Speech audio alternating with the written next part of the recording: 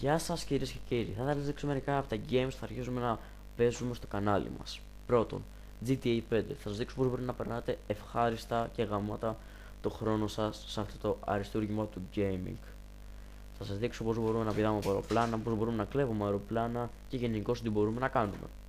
Δεύτερον, θα σας δείξω Assassin's Creed 4. Ένα από τα καλύτερα games που έχουν βγει, κατά τη γνώμη μου, και θα σας δείξω πώς μπορείτε να είστε ένας σκληρός και άγριος πειρατής.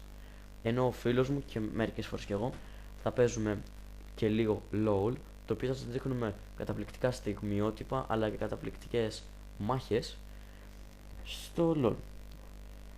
Και μην το ξεχάσω, θα ήθελα να σας πω κάτω στα comments εκεί να γράψετε ποια παιχνίδια θα θέλετε να δείτε εσείς, έτσι ώστε να τα απορρέσουμε στη σελίδα μας.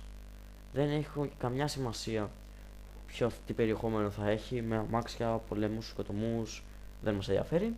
Απλώς θέλαμε να ακούσουμε και τη δικιά σας γνώμη. Χίλια ευχαριστώ, Greek Style Gamers εδώ. Και θα αρχίσουμε να βάζουμε βίντεο από την επόμενη εβδομάδα.